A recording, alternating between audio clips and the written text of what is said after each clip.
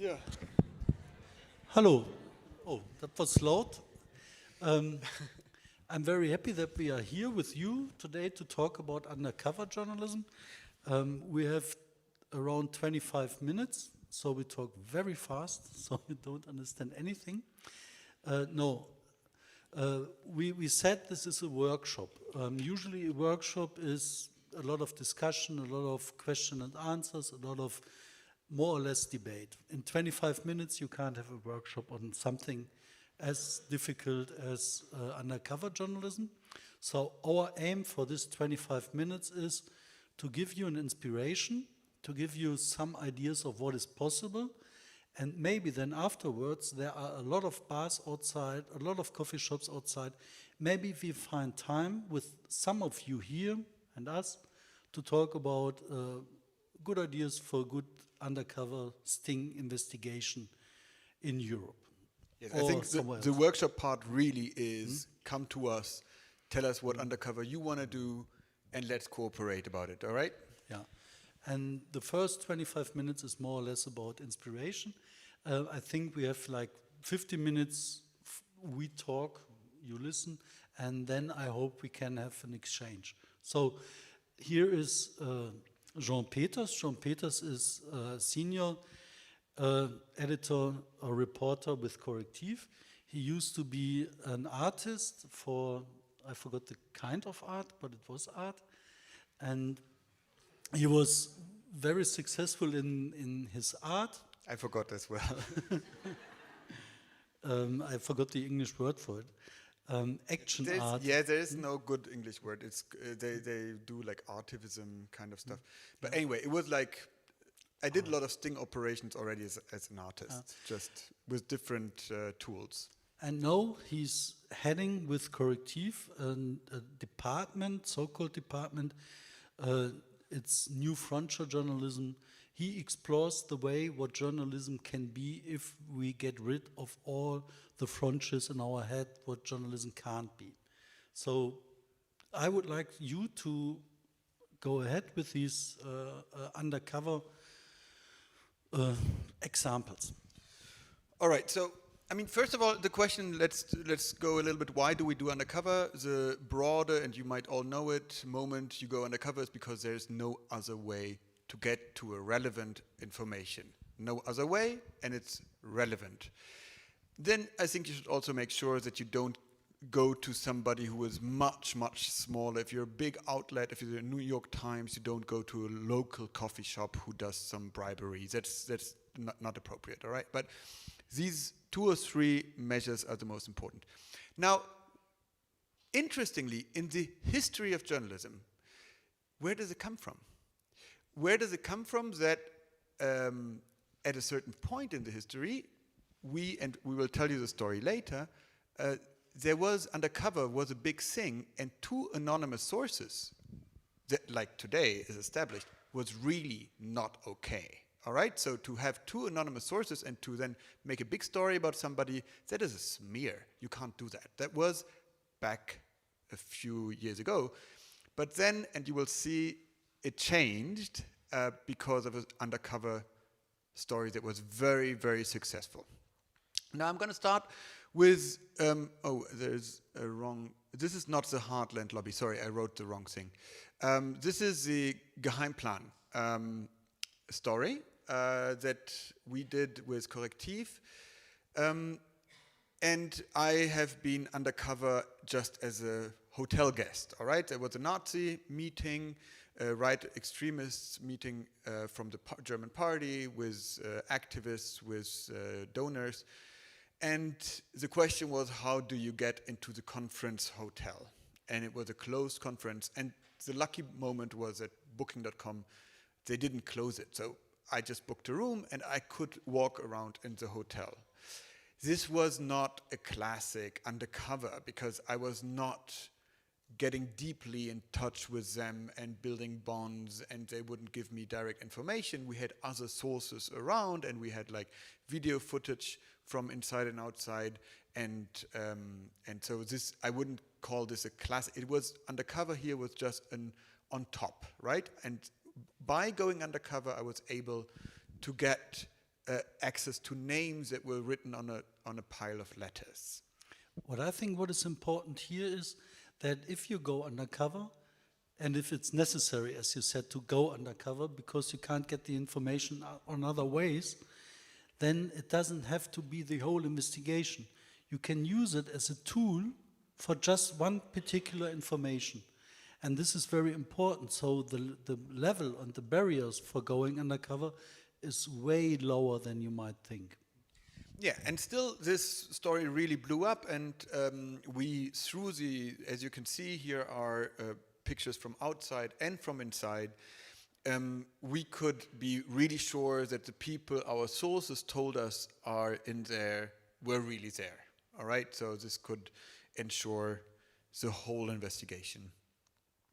Also, I had like perspectives about the atmosphere, who was talking to whom, etc., etc. So this was very helpful, and I could actually even find a few more documents that were lying around in the hotel.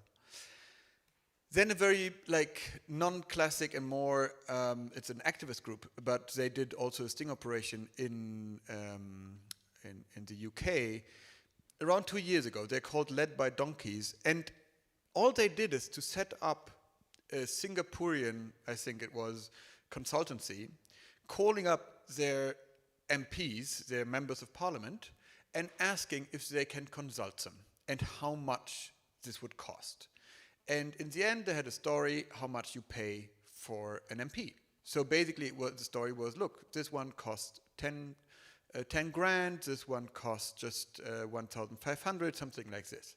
So how independent are British MPs, and because of Zoom, this is the perfect environment where you don't endanger yourself. You're just sitting in a room, you call them, you talk to them, and they tell you what they want to tell you.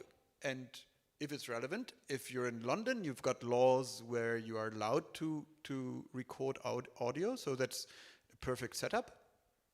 Sitting in London, pretending to be in Singapore, and calling the MPs. So this was just I have a question to this example.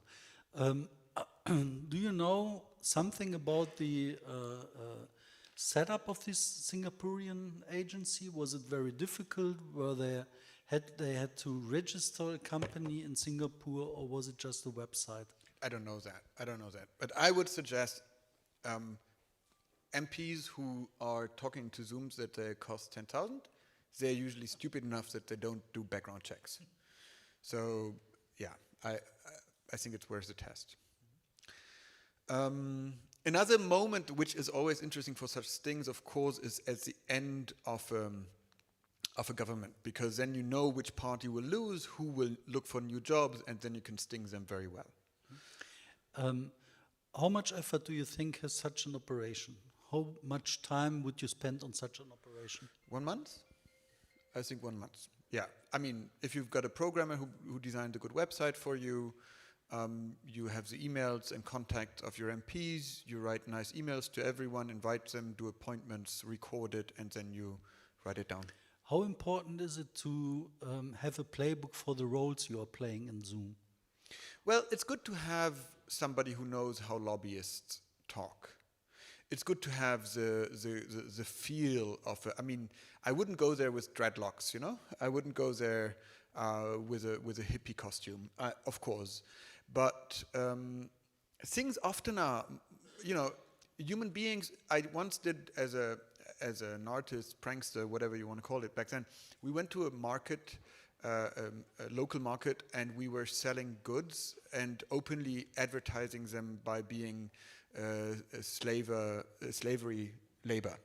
And we said, look, it's very cheap because the chocolate has been made by children. This is, you know. And people were buying it like, oh, that's cheap, great. Because the brain is not ready to, the human brain is, you know, if there's something which doesn't fit into your routine, you normally will kill it. And only if you're already suspicious, you will notice it. Otherwise, we all get crazy, right? So this is helpful. The next one, please, you say a few words about it. The gold. No, go ahead. I didn't go as deep into it, so. Okay.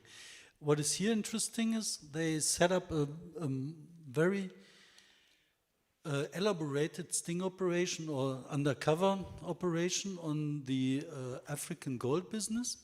And they did it for, I don't know exactly how long, but I guess it was like 5 years or 3 years. It was a very long period of time. And then they were able to really get into the trade market. They were seen as participants of the gold market. And then they had this in Al Jazeera.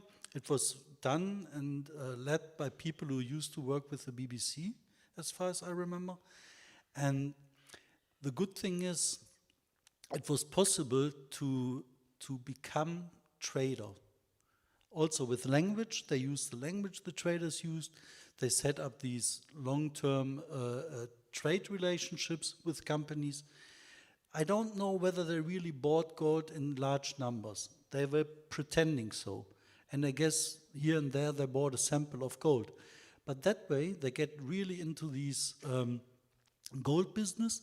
We talked about another example for these long-term undercover operations. There was one guy who was working undercover for almost 10 years to get into the North Korean business circuits. And it was possible. And this guy was he from Denmark, I guess, yeah? And was working with the Danish broadcaster. So it's possible. The big thing is, what you saw before was short-term, was 1 month's effort, a little bit of language, a little bit of agency framing.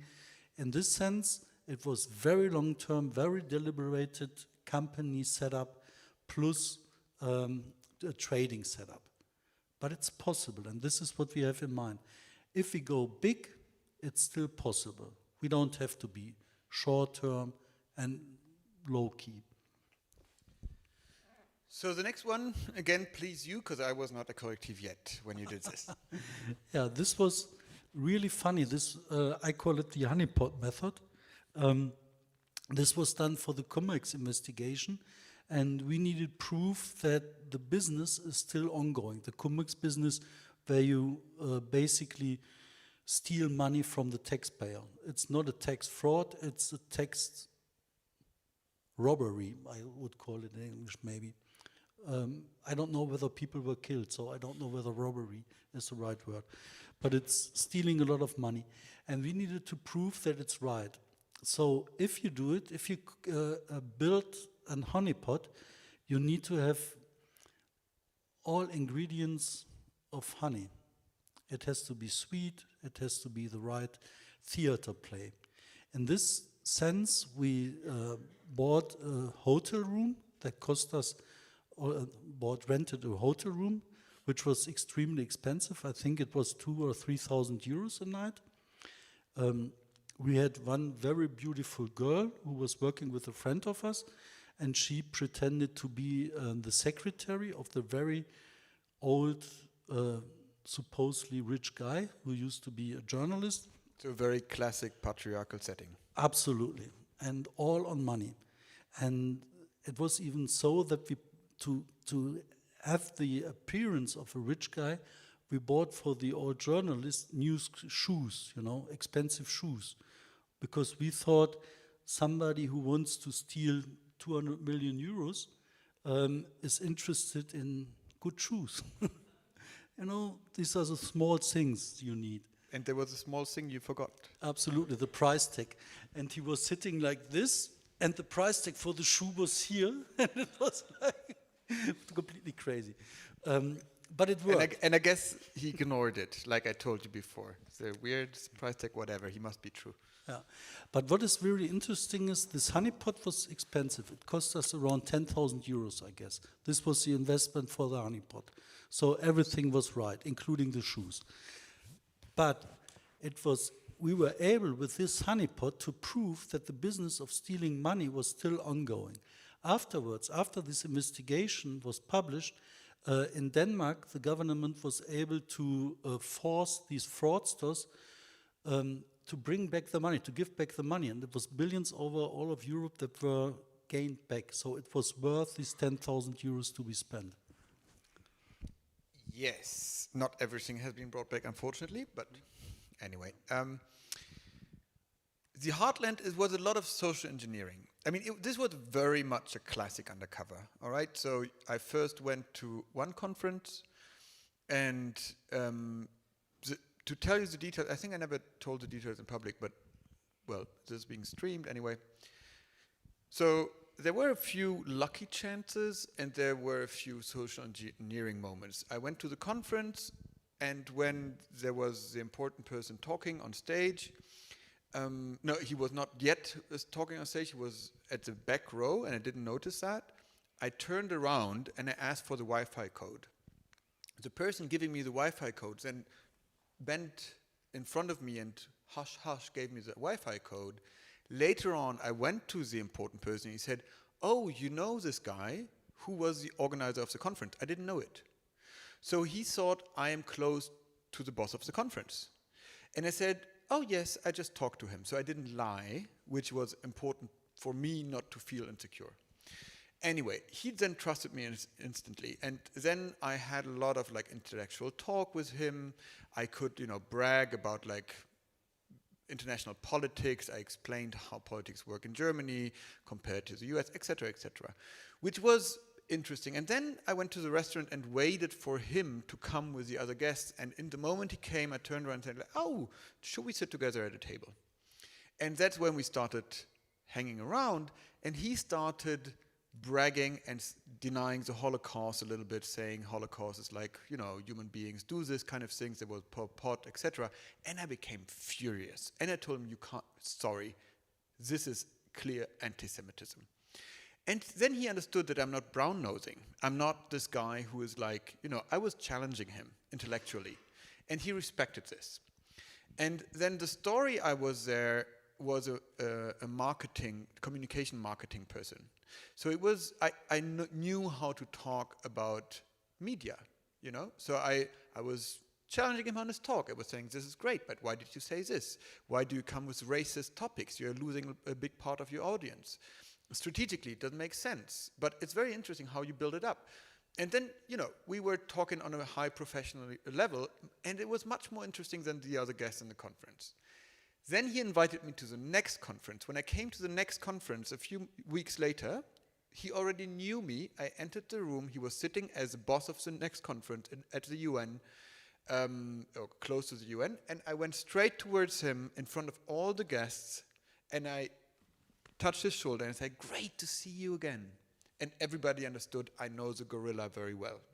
So then I was part of the crowd. So this was a social engineering moment. And I already told him, "I've got great news. Let's talk after the conference. I've got a client." So he was waiting the whole day for the great news. And in the evening, I locked it and I said, "I've got $500,000. And then he told me everything. All right, if you come then with big money, and you have his trust, you don't even need to say who the client is. So he told me exactly how, he's producing fake news and how what his plan is, and he sent me everything, even in written. What I think what is so important about the social engineering methods, we need to be clear about the first 30 or 60 seconds in a meeting with somebody. And if you want to get under the skin of somebody who is like a bad person, a bad guy, then you need to be very, very clear what you are doing. Like what you said, the gestures, touching somebody, or the first words you are using. These are the most important seconds for the whole investigation. If this goes wrong or every, then you are out. And all the investment you made is gone. So social engineering is like high level. And time, be patient. I was sitting 8 hours listening to really bollocks stuff, and I was just waiting. So now we come to the one I started telling you about, how the double source topic changed. And this is super interesting. I think it was in the 70s, 80s. In Chicago, you had a corruption problem. Nobody would talk about it. Everybody knew it. It was called the Chicago Way. When you open a bar, when you open whatever, you have to bribe the state inspector for electricity, for water, for all of this stuff. Everybody knew it. But if you would talk to a journalist about it openly, you can't open a shop anymore. So nobody would talk about it. So the only way to get this story done was undercover. But how do you do that undercover? Well, this journalist went to the Chicago Sun and pitched the idea to basically open a bar. And they did, for 3 months, run a bar. The journalists were giving drinks 3 months. And back then, the paper still had the money to open a bar. And, it's not the Heartland, it's not the Heartland lobby investigation again. It's the Mirage Tavern. It's called Mirage Tavern, if you want to look it up. What happened then is that they had it's an amazing story. The whole bar was a sting operation. Everybody drinking there. You look at the details, how they built it. It was crazy. Water was running from the ceiling, and cables were looking down, and the cops would be bribed, and they filmed everything. And they had a 26-day series. Every day, another story from this sting. And the whole Chicago city was looking at every day, waiting for the next story. And in the buses, people would just read this story. And then they were nominated for the Pulitzer Prize. And what happened then? The Washington Post made a campaign saying, you're not allowed to lie. You should never lie as a journalist. This was not good journalism. They didn't want them to have a Pulitzer Prize. They wanted it. And they won. They didn't get the Pulitzer Prize. The Washington Post was able, and others in the journalist field, to write them down. And then everybody in the US understood, okay, with undercover methods, you can't win Pulitzer Prizes because they say you lie. So how do you uncover corruption if you, back then, two anonymous sources, as I said, were a smear. You can't just rely on 2 anonymous sources. Sorry, that's not fair. So they had to change this. And this is how, because if you want to uncover corruption, it's either 2 anonymous sources or undercover. There's no other way, right? So this is why today we still say 2 anonymous sources is okay. But actually, undercover is a very good method if you do it properly. If you're fair and you don't intervene and you don't go there too much and push somebody to do things they wouldn't do otherwise, all right? Yeah, the problem is don't become a jeune provocateur. This is the most important part of it. So we are in our last 2 minutes. One question is possible, I think, if there is one. Yeah, shout, please. I don't have a microphone. For the Heartland lobby investigation, did you carry a camera or were you recording conversations? How could you prove that what you heard and what he told you, how could you prove that to the outside world? Okay, so you have always to look at the laws of recording audio in Europe and it's very different in Spain, in Germany, in London. In Germany, you're not allowed, in France, you're not allowed to record audio. It's very strict. So what we do there normally is you have a video that you're allowed to do. You can see the lips, how they talk. And after the discussion, you run to the toilet and you speak into what happened as a very fresh reminder of what exactly he said. And then you can look at the video and sync it with the fresh protocol. Or if you're in a country where you're allowed to record audio, yes, you do. I did, yeah. This the picture you saw there. This one was my watch. Sure. Yeah, come on, one more question. Oh, yeah. Do you then train to hold your pulse in a how do you record with your watch? Well, it's very simple. You know, like this, I would record my colleague sitting next to me. Like this, you train it a little bit. It's watches are great for that. But I mean, now being live streamed and telling this to everybody, also in the last investigation, it's less so. So of course, it makes sense. There's many different tools. You can look to online spy stuff. You find a lot, or you build them your own.